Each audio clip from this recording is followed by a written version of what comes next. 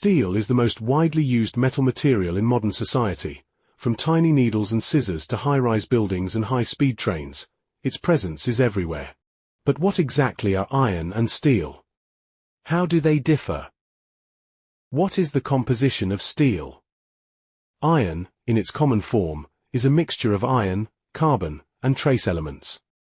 It is primarily classified into two types based on carbon content: wrought iron, carbon less than 0.03%, and pig iron, carbon greater than 2%. Wrought iron, refined from pig iron by removing excess carbon and impurities, is soft and low strength, rarely used in structural applications. Pig iron, smelted directly from iron or at high temperatures, is hard but brittle, only suitable for casting products like machine bases or traditional iron pots.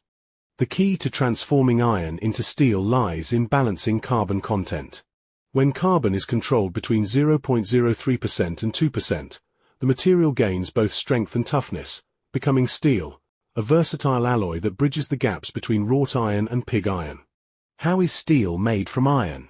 In other words, how can carbon content in iron be controlled? The origin of steel. The earliest known artificially smelted iron artifacts in the world were unearthed in the northern Mesopotamia and Asia Minor regions of West Asia, dating back to 2500 BCE.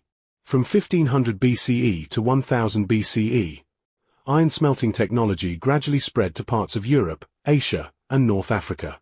By the Spring and Autumn period, 770 to 476 BCE, basic iron smelting techniques were mastered.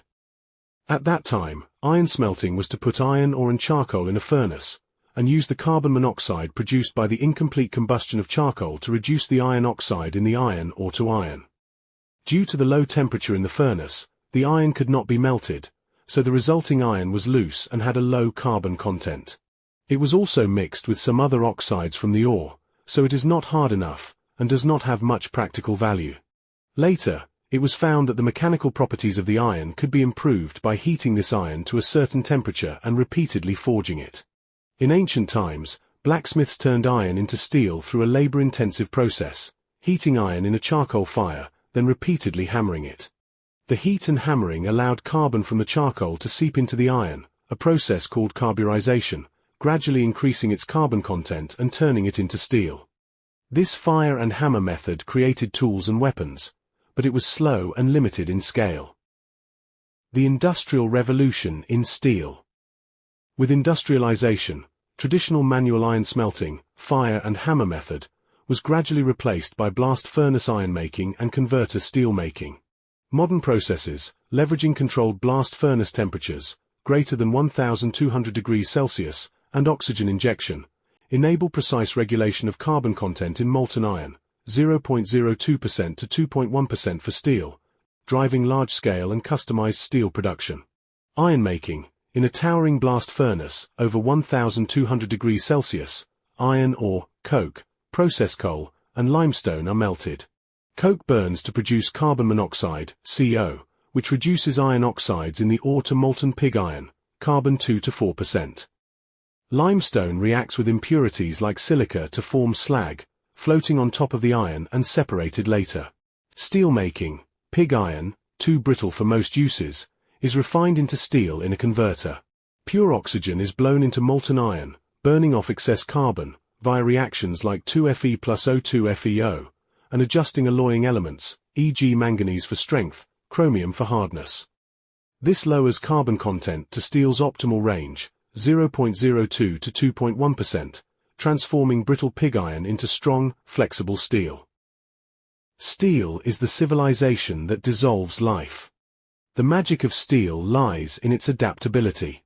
By adjusting carbon content, adding alloying elements, like nickel for corrosion resistance, chromium for hardness, or altering cooling processes, e.g. annealing for flexibility, we create steels tailored to specific needs.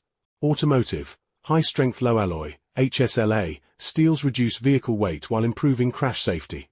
Appliances, galvanized steel, coated with zinc, resists rust, making it ideal for refrigerators or washing machines. Construction, weathering steel forms a protective oxide layer, extending the lifespan of bridges. From the skyscrapers we live in to the smartphones we hold, Steel's versatility makes it the backbone of modern civilization. From casting bronze with pottery molds to AI steelmaking, from iron flowers to high-speed rail steel, we've never strayed from the theme of fire and iron. This is not a split between tradition and modernity, but an awakening of cultural genes. When technology infuses culture, and industry embraces inheritance, steel becomes the most solid testament to civilization.